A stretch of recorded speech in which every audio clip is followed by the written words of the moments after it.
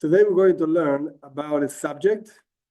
Usually I try to not to put too much text on the presentations because if there's too much text, it's too much reading. However, since today's subject is kind of not so much of the word, maybe not difficult, but it's a different type of subject, and it's strongly based on one letter of the Rabbi. Actually, the Rabbi wrote many letters on this subject, and there's a whole book on it in Spanish. I know the title in Spanish. I don't know the title in Hebrew. I'm sorry, in English. I don't know the title in Hebrew either. It's also in Hebrew. I don't know the title, but it's about science and Torah. The whole book basically talks about this kind of subjects. It's very interesting. Letters of the Rebbe. Most of them were written, around the 60s, the 1960s. So we're going to learn a few parts, not the whole letter. It's like a long thing to read with you. And I tried to cut and paste the most important parts. I'm nobody to actually cut and paste the words of the Rebbe. That's not my job.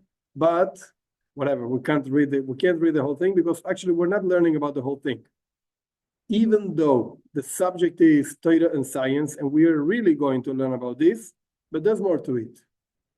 The reason why I actually spoke with Angelique, and we chose this subject is because there's one very important point that we're going to learn on this subject, besides the fact of science, etc., which is interesting in itself.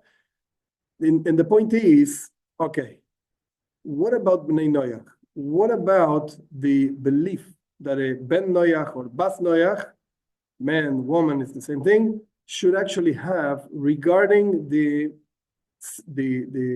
whole story of the creation in the Torah? You know, science says one thing about how long the universe has been around, and Torah says a very different thing.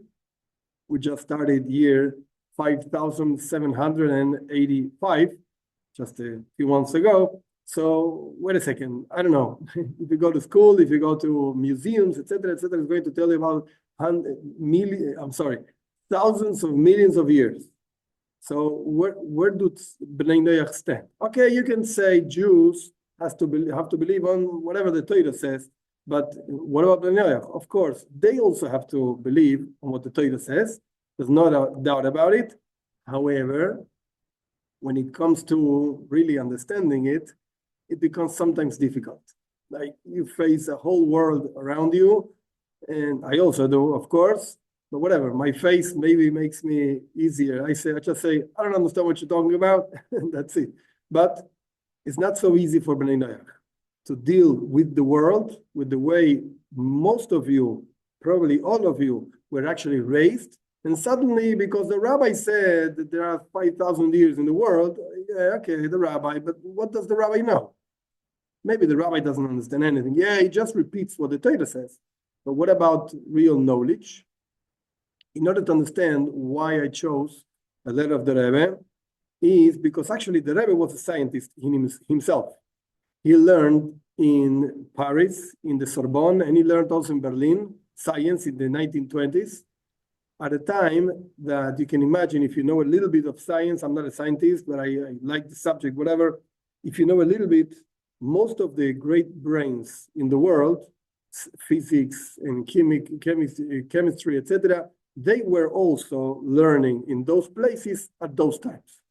So the Rebbe knew what he was talking about. It's not just a stubborn phrases of rabbis that don't know anything. No. This is real stuff. However, I'm not a scientist. I learned electronics, so I know what I'm talking about a little bit, not so much. However, the point of the class is going to be, besides the letter, to understand what's the difference between Torah and science. Do they contradict or not? And basically, where are Bnei Noach on all of this? So let's start. No more introduction. Let's move on. First of all, the story. I told you already, lots of reading today. I'm not going to read the whole story. I suppose you can read.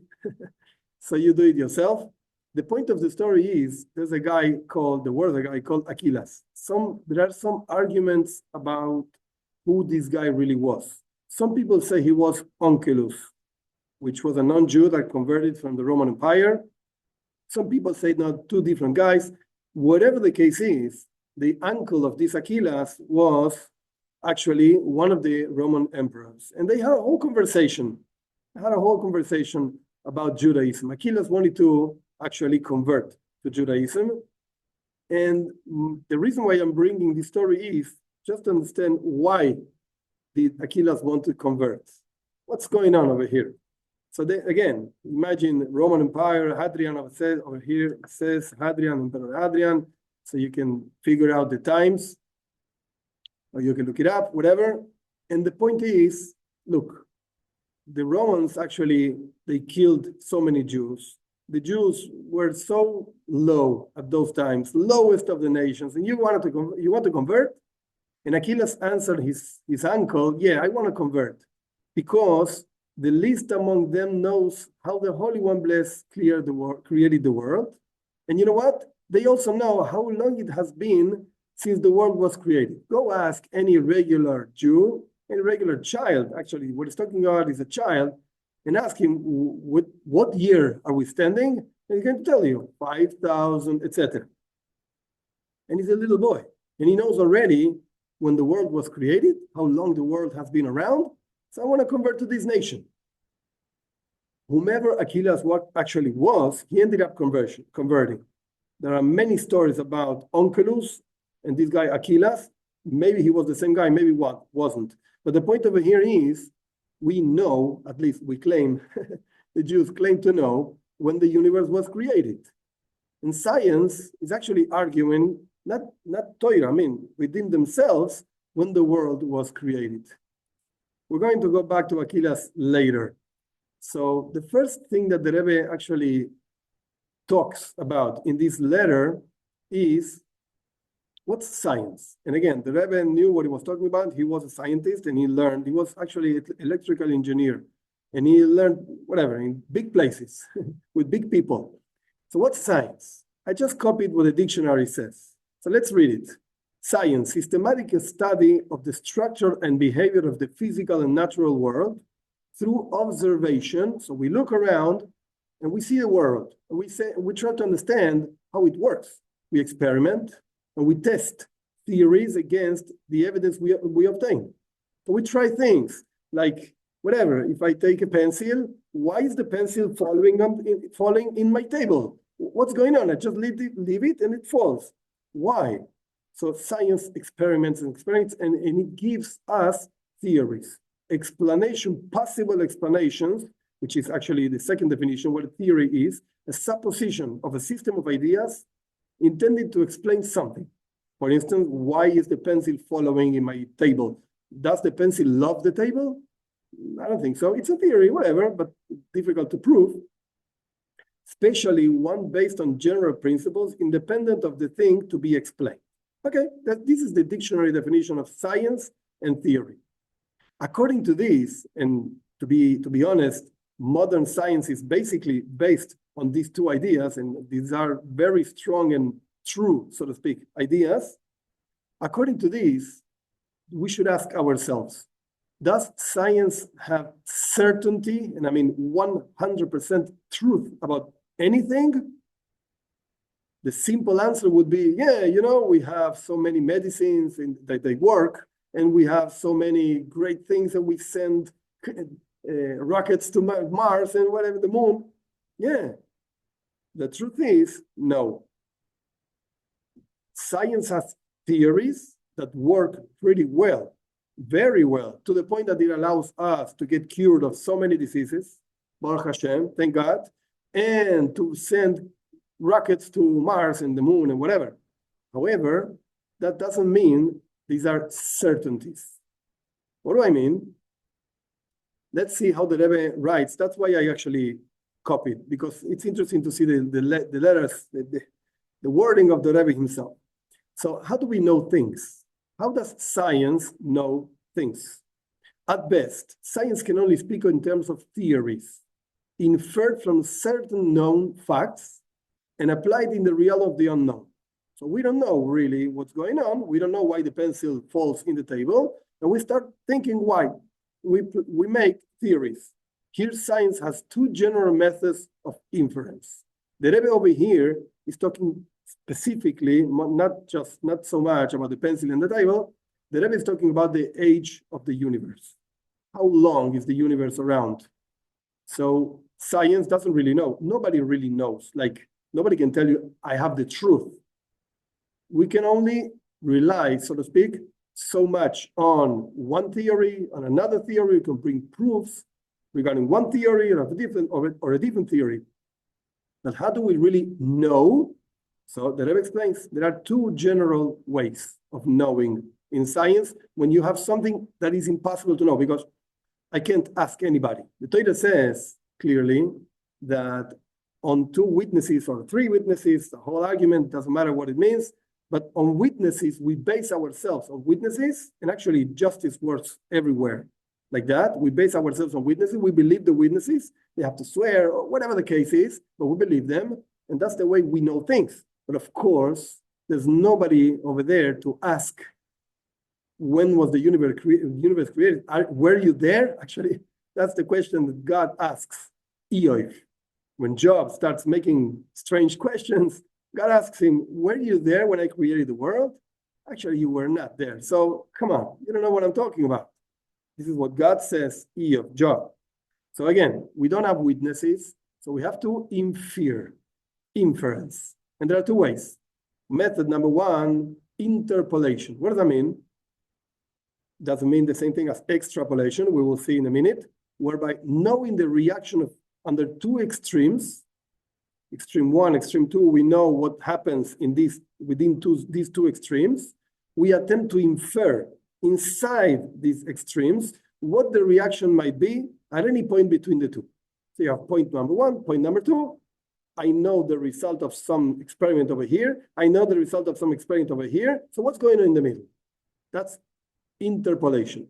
And then extrapolation, outside, whereby inferences are made beyond a known range. We have a known range. Actually, we know this particular range, but we want to know what's going on beyond this range. And there's no way to measure that. Go ask somebody 1,000,000 years ago. There was nobody over there to ask. But today, he's not alive in any case. On the basis of certain variables, this word is very important, within the known range. So we have a range, we know how things work within these ranges, and then we want to know how things work outside of these ranges. For example, suppose we know the variables of a certain element within a temperature range of 0 to 100, and on the basis of this, we estimate what the reaction might be, 101, 200, 2000, or whatever the case. This is called extrapolation. When we're talking about the age of the universe, this is the method we actually use to try to understand and to know how old the universe is through stones, etc., as we're going to see. Now, the Rebbe poses 4 different problems, 5 problems with using this method to understand how old is the universe.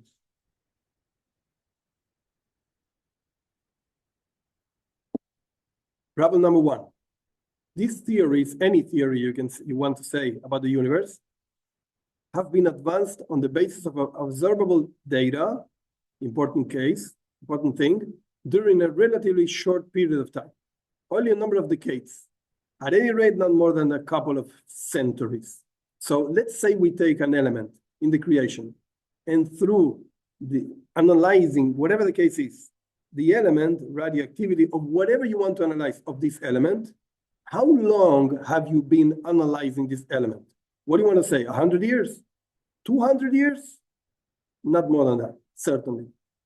Not more than that. So we want to find out what would happen, or what we assume happened with this element by analyzing 200 years most of the life of this element. So let's say 5,000 million years ago, the same thing happens. Ooh, wait a second. Out of 200 observable time, whatever, you want to analyze it's like saying, okay, I had a baby, and my baby measured 15 centimeters when he was born. Very nice. And then when he was, 2 years ago, he measured 1 meter. Wow, what nice. How long is it going to be? How tall is he going to be when he is 200 years old? Wait a second. First of all, humans are not 200 years old. Second, you should know that there's a time that people just stop growing. That's it. 18, 19, 20, whatever. Ask a doctor. I'm not a doctor. But there's a point that we just stop growing. We don't continue growing. So it doesn't make any sense to extrapolate and say, since from the age 0 to the age 2, you were so long, you grew up so much. Then when you're 200 years ago, you're going to be 5 meters tall. No, it doesn't make sense. It doesn't work. Why? And I'm just going to go back a little bit. There was one word that I said it was important. Where was it? Variables. I don't know. In terms of inferring certain facts applied. Okay, I lost the word. Variables. What about the example that I gave about variables in the human being? You could say that we grow so much every single year. That's true. But that's only if the variables are exactly the same every single year. As soon as you change some variable, growth changes also. For instance, in the human being, for whatever reason, I'm not a doctor, so don't ask me, I don't know. But for whatever reason, something happens inside of us, in our body, that the body says, I'll stop growing. Actually, it's a disease. If a person doesn't stop growing, it's going to pass away. God forbid. But whatever, I'm not a doctor. So there's something happening, some variables actually change within us, and we stop growing. And that's it. So this is point number 1. We just measured whatever we use to understand how old is the universe. We measured a small amount of time, and we're trying to find out of a very, very long amount of time. Point number 2. On the basis of such relativity, small range of known, through by no means perfectly, data, we measured something, scientists venture to build theories by the weak method of extrapolation. And I just explained why is it weak, because we don't know the variables and how they change. The Rabbi is going to say this later. And from the consequent to the antecedent, extending to many thousands, according to them, of millions of billions of years. I don't like it. So first of all, we just have a little bit of observation, a little bit of time of observation. Second point is we're trying to extrapolate to billions of years out of small amount of observation. Point number 3, in advancing such theories, they blatantly disregard factors universally admitted by all scientists, namely, that in the initial period of the birth of the universe, conditions of temperature, atmospheric pressure, radioactivity, and a host of other catalytic factors were totally different. What I said before. Only if variables are exactly constant throughout the whole period of time, you can say the growth is constant or in such and such function and way, etc. But if something changes, forget it. It's going to be different. D. The consensus of scientific opinion is that there must have been many radioactive elements in the initial stage which now no longer exist or exist only in minimal quantities. Some of them, elements of catalytic potency, catalytic, whatever, potency, I think you understand, of which is known even in minimal doses.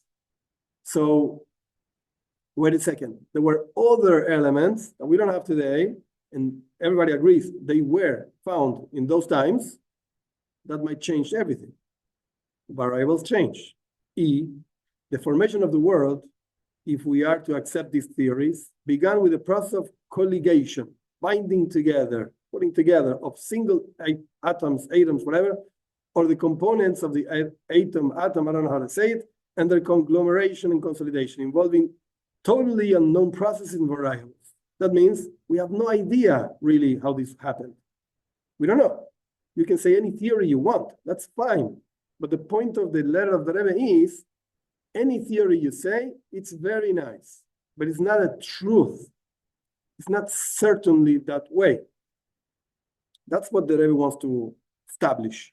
Let's just put things in the proper place. That's why I wrote the definition of science and theory before. We're not dealing with truth over here.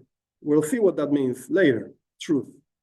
Now, you can say, I found fossils of animals and dinosaurs and all of this all around the earth. So what are you going to say? What about these things, these creatures? They are so long, much beyond 5,000 years. So the Rebbe says 2 points, very simple points. In view of unknown conditions which existed in prehistoric times, according to those theories of prehistoric things, etc., conditions of atmospheric pressure, temperatures, activity, as we know, as we mentioned before, etc., as already mentioned, okay, conditions that is, which could have caused reactions and changes of entire different nature and tempo from those known under the present day. Orderly processes of nature that we called orderly because we know them, we understand them, we have seen them for maybe 1,000 years, 2,000 years, whatever. One cannot exclude, on basis of that, we cannot exclude the possibility of dinosaurs existing 5,022 years ago. This is actually when the Rebbe wrote the letter, and became fossilized under terrific natural cataclysm. What is the Rebbe saying? Very simple. They were over there, walking in the earth, whatever happened, I don't know, they died.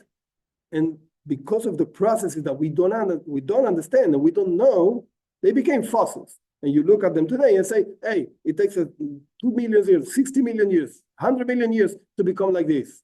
Wait a second, you don't know how the process was. Maybe there was some kind of process that generated this thing in much less time. Okay, second point. Even assuming that the period of time which the Torah allows for the age of the world is definitely too short to actually that process of fossilization, we can still really accept the possibility that God created really fossils. They were there. But why? So the Rebbe says, for reasons best known to him. We don't know. But nothing stops you from saying, maybe God just created them over there. Interestingly, the Rebbe doesn't mention this in the letter, but there's an interesting saying. Rashi brings it in his commentary to the beginning of the Torah, that God says, Nase Adam, let's make a man. Let's, like you and me, or somebody else and me, let's do it. And the question is, wait a second, God is the only creator over here. So why is he talking of let's do, you and me, many? There are many answers to this, many. However, Rashi brings us something very interesting from our sages. Our sages say, Rashi doesn't make this up, he takes it from the Talmud, whatever. Our sages say, there's something interesting. He said like this, look, I'm going to write the Torah like this, says God, so to speak. I'm going to write the Torah like this. Whomever wants to make a mistake, you're allowed to. No problem. Whomever is, so to speak, smarter and wants to continue thinking, just look at the next verse. The next verse says, in the day that God created the world. It says in singular. It doesn't say in plural. So why is it written in plural? In order to give room for a second thought. Why? Because otherwise, God would have created robots. We just do whatever God says. We don't think because there's no other way. So God created the whole creation in a way that there is another way. Of course, I could be a good person, but I could just go on the street and kill people. What prevents me from doing that? The truth is, nothing. I could do it. I'm not going to do it, Baruch Hashem, but I could. Nothing prevents me. If God would have not created, so to speak, evil in the world, I wouldn't be able to do it because no idea of evil would actually enter my mind. There's no other way, just God. So God created the world in a way that you can choose between good and bad. In this particular idea, God created, so to speak, this is what the Rebbe is just saying, I don't know, but God created fossils over there. Why? I don't know. But you could perfectly say, because he wants us to try to understand what's going on over here. But the point is, nothing stops you from saying God created fossils already fossilized, like stones. Geologists, they check the world and the stones, and they say, the different ages, this happened in this age, that's why it's so low in the earth, etc. Very nice. God perfectly can create a world complete, which is actually, that's why I wrote down Chulin 68. Over there, the Talmud says something very simple. God created the world in a complete manner. Like, as we see it today, this is what he created, just as we see it today. That means that you could perfectly say the world is how old? It's 5,000 years ago. However, God created it in a way that looks more to the point that we say, actually our sages say clearly, that God created the first man like a person with 20 years old. He wasn't really born like a baby or no. So why can't you say the same thing about the whole earth? Now, last paragraph, as for the question, if it be true as above, be, like God created the fossils just as they are, why did God have to create fossils in the first place? The answer is simple. We cannot know the reason why. We don't know. Like a religious person doesn't have a problem with saying, I don't know. A non-religious person has a big problem. We will learn about this in a minute, but a non-religious person has a problem by saying, I don't know. Because if your whole system of living is based on your intellect, it's a problem. When the intellect says, I don't know, either you're a fool, or you didn't learn, or you're in trouble. You can't base your life on something unknowable. You just don't know. You have to put theories, and they might sound very interesting, but you don't know. That's it. Bottom line is you don't know. Even the greatest scientist, you can ask, and at the end of he doesn't know. He just thinks, believes, whatever, this particular way. So you can believe in a theory, you can think it is proper, or you can believe in God. What's the difference? The difference is that if you believe in theories, so you're not obligated actually just by yourself or your parents or whatever, you're growing up, you're raising yourself. You don't have to believe you don't have to be a good person. There's no reason why. Because you can do whatever you want. Actually, it's just cells and atoms going around the world. Okay, atoms go this way, that way, I kill you, you kill me. What difference does it make? And we have seen this not so long ago, 80 years ago, how rational people, smart people, what are you going to say? That the Nazis, their name should be erased, were stupid people? I don't think so. I don't think so. They were the most advanced, and the Rebbe said this many times, the most advanced civilization at the time. And they, intellectually speaking, came to the conclusion that you have to kill a whole bunch of people. Lots of people, Jews, black people, you have to kill homosexuals, etc., etc. All kind of groups of people have to be killed. Why? Because we're higher. And it's not that they were crazy. No. They had a whole way of thinking, philosophy of why this is the right thing to do. Chas v'shalom, God forbid, but this is what they thought. So if you're not based on God, on a higher, so to speak, superior truth, you're in trouble. So the scientist that denies, so to speak, God, not all scientists do. That's not what I'm saying. I'm just saying, comparing, if you just base yourself on science, or if you base yourself on religion, so to speak, the scientist has a problem when saying, I don't know, because it shows his lack of realization, so to speak. Your whole life is just knowing and you don't know. The religious person doesn't have a problem with saying, I don't know, because I recognize that there's something higher than us. We don't have to know everything. This is basically what the Rabbi is saying over here, in different words, but this is what he's saying. We don't understand. And there's no way we can understand. God is infinite, we're not. So fossils, so to speak, is not a problem on understanding that the world has 5,000 or more years, etc. Now, what I just explained before is found in this slide with different words, in a different shape, but it's basically the same idea. If you base your life on science, this is something I wrote written, I'm sorry, in this particular text. I did not read the whole text, no. But I just found this paragraph and I thought it was genius paragraph. I don't think this person, Wolfgang Schmidt, is Jewish or anything. It's just a scientist, whatever. You can look it up. I don't know who he is or was. I have no idea. But the idea that he brings is fantastic. It says like this: a life based in science, the denial of transcendence. That's what science actually means. Again, I have nothing against science. Actually, we can have a class. I'm sitting in Argentina and you're sitting somewhere else because of science. So that's good. No problem. And we use science. We get cured by medicine, etc., etc. That's fine. The problem is to base your moral and ethics and your decisions of life out of science. No, we don't do that. No. Why? Because science is basically the denial of transcendence. This is copied from that book. Desperate attempt to understand, is not from the Rabbi. Desperate attempt to understand life on the horizontal plane of its manifestations. Now, again, I did not read the whole book, so probably the author in the book explains at length what that means. What I understand out of this phrase, and that's why I found it so nice, so interesting, is what does it mean, horizontal plane? It means we're all the same. I'm not talking about religion. No. I'm talking about intellect, science. We're all the same. There's nothing above us. That's what I mean. There's nothing above us. It's just you, scientist, I'm scientist, you're scientist. Okay, let's talk and let's get some conclusions. Maybe some people don't know science. Okay, they can learn, no problem. Everybody is in the same ball game, so to speak, and there's nothing above us. Nothing.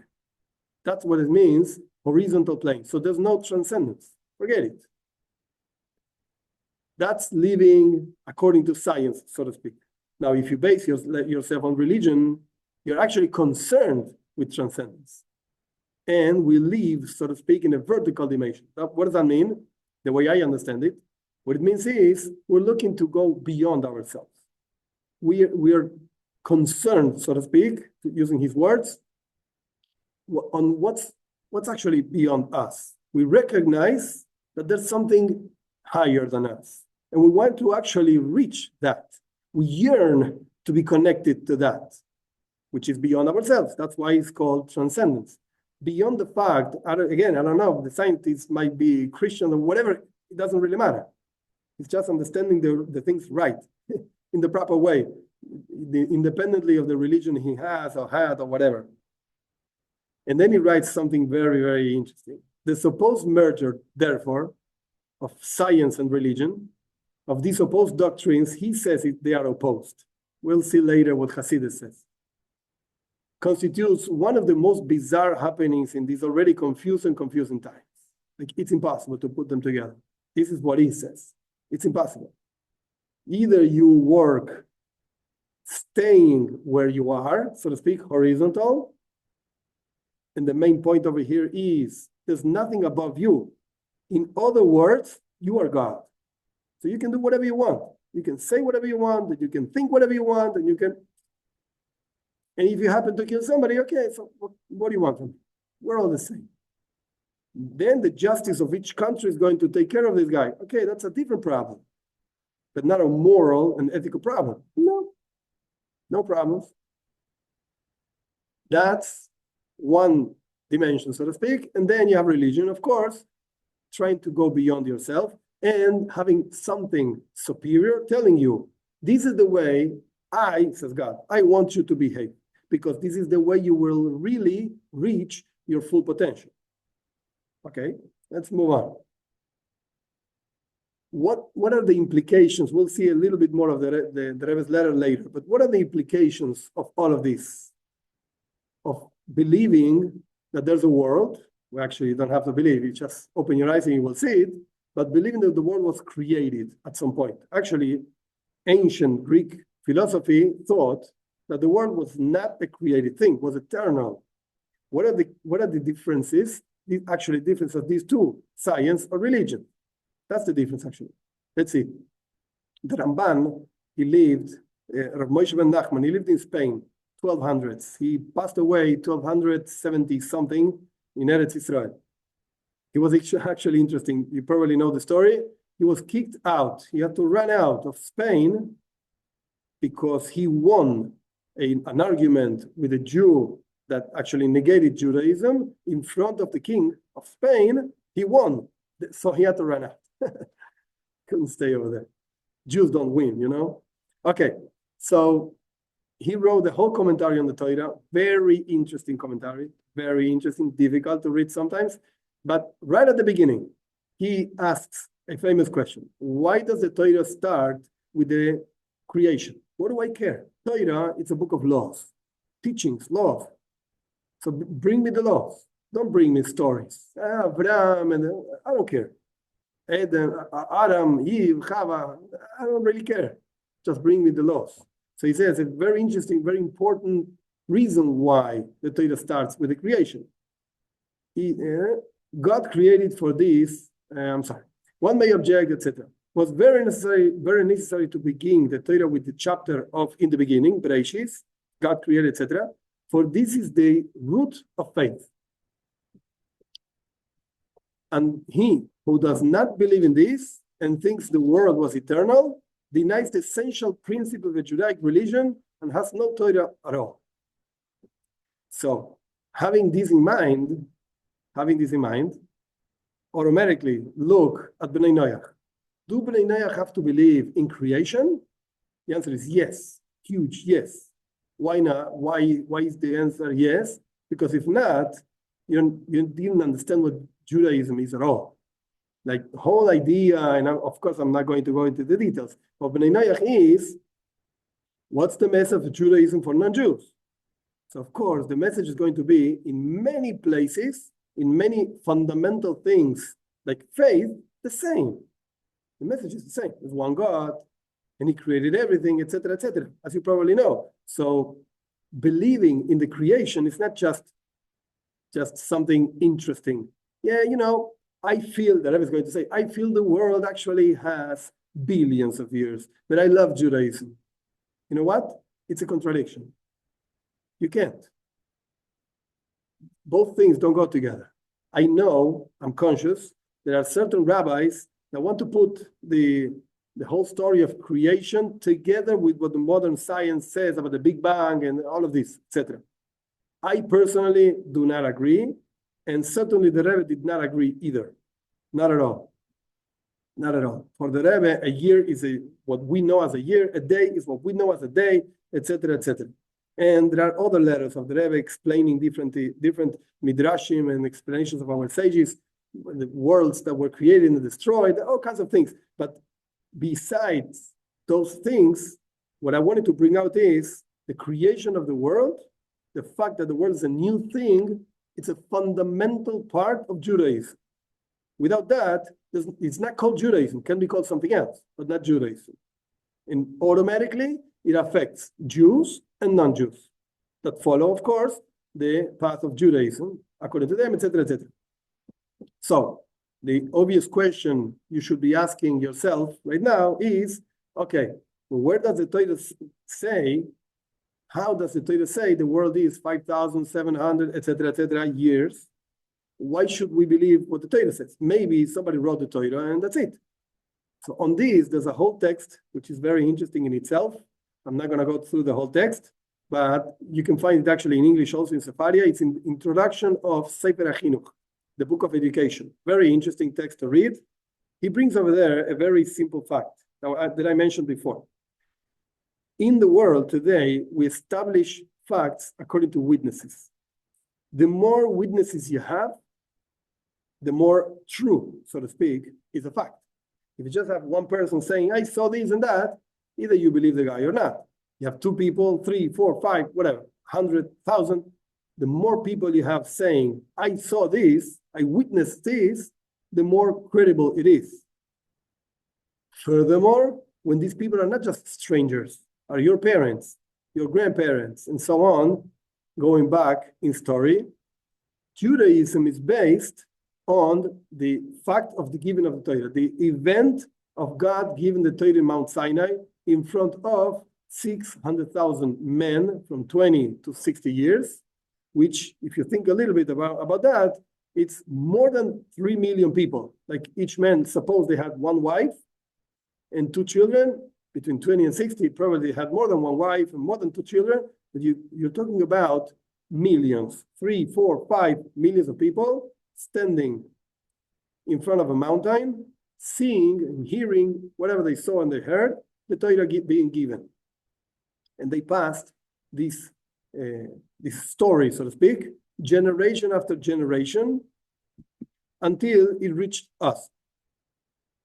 And this is basically what Aquilas was saying. This is another explanation from a different letter of the Rebbe, which I found very interesting. There's sources over there, you can look it up. This is what actually Aquilas was telling his uncle. You know what? People, the nations, don't really know. What does that mean they don't know? And this conversation happened a few thousand years ago. Interesting. They don't know. They just have proposed ideas that sometimes contradict each other even. Like some say the world was created not less than ta-ta-ta, and the other one says, no, not more than ta-ta-ta, and they actually contradict. It's just theories. So Aquilas was telling his uncle, we don't know. Even when we have science, whatever the science was in Aquilas' times, doesn't matter. But even if we have science and we actually see science working in many aspects of life, like rockets go to moon. Yeah, they do. Okay, so you need science for that. Even if we see it working in those things, it doesn't mean that their knowledge is true, that the knowledge is a fact. No, only what comes from above, that's a truth, that's a fact. And Aquilas was telling his uncle, Judaism has clear knowledge. Even when you find arguments, the Rebbe writes, very interesting. Within Judaism also you find arguments. Wait a second, maybe this year doesn't go into the count, or maybe it didn't go back and forth. Yeah, that's right. But it's only regarding 2 or 3 years. The Rebbe writes like that, which is insignificant compared to the lack of knowledge of the nations. This is what Aquilas thought. Wait a second, I want to be part of this nation. I want to convert. Don't bother me. We don't know, and they know. We don't have certainty, and they do. So the Rebbe writes at the end of the letter, clearly the letter was not written for a non-Jew, it was written for a Jew. And the Rebbe is referring over here, hand and then head. The Rebbe is referring to tefillin. I'm not going to explain the whole thing of tefillin, doesn't really matter. It's a black thing you put on your head and you put in your arm. Okay, you can look it up in a different time, no problem. But so the Rebbe is actually encouraging this person that he wrote the letter to, whom I don't know, to put on tefillin every day. Jews put on tefillin every day. Okay, very nice. However, the point is, what's Judaism? Judaism is based on acceptance of higher truth, but not something that we think maybe it is this way.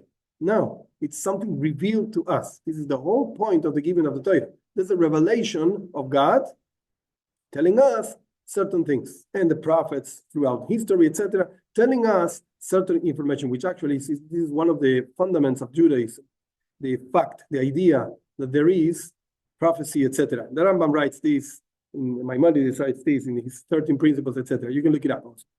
Now, the Rebbe writes like this, the true Jewish approach. What's Judaism about? Performance first, go do. With sincerity and wholeheartedness, like just do things. Of course, good things. Again, the Rebbe is referring to tefillin, but it applies to anything. Respect your parents, give tzedakah, etc. Followed by intellectual comprehension. Don't stop at doing. You should do, but then go ask, go find out, go investigate. And in the words of the Torah itself, Naaseh first, let's do, then Nishma, then let's understand. If understanding in Judaism would not be something good, so the Jewish people receiving the Torah would have said, let's do, we will do, but they didn't stop over there. It's a very important point that Rabbi insisted many times. Yeah, it's true. It starts by doing, like blindly doing. Believe me, this is true. Yeah, but then I want to understand. Yes, that's the second step. Once you did, now go and make the greatest effort you can to understand.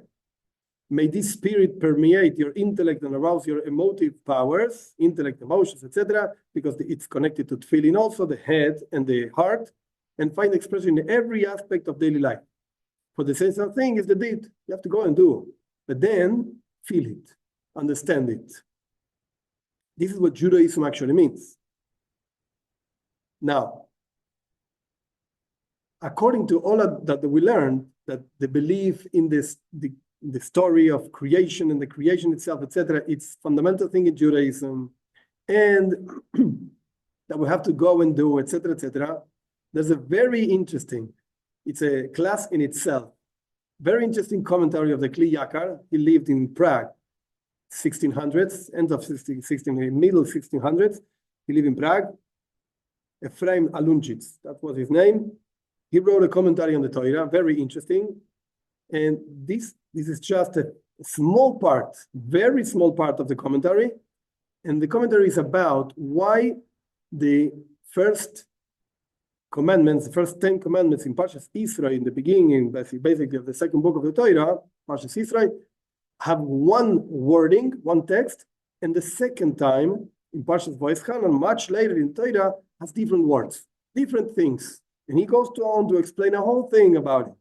Interesting in itself. Within all that commentary, there are these two phrases. Even those who are not on the Shabbat, that means non-Jews, should at least remember. Why? Because actually, as I wrote in the title of this slide, Shabbos means, for us, for Jews, means God created the world in 6 days, and the seventh day he rested. In other words, what I mentioned before, in the name of the Ramban, the belief in creation is a fundamental thing in Judaism. Otherwise, you don't have Judaism, you have something else. So let's go back to the Kli Yakar.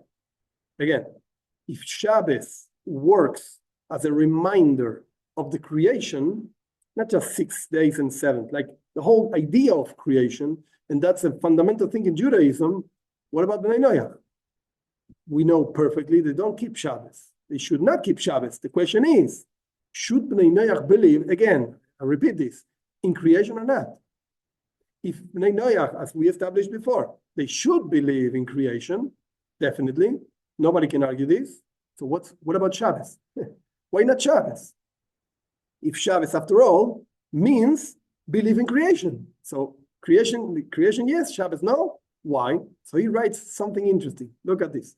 Even those who are not on the Shabbos, non-Jews, should at least remember, because all nations must remember Shabbos in order to establish in their hearts a belief in the renewal of the world, what I just explained, which will give, okay, there's a mistake over here, God's faithful testimony about existence of the Lord, that he exists, that he created the world.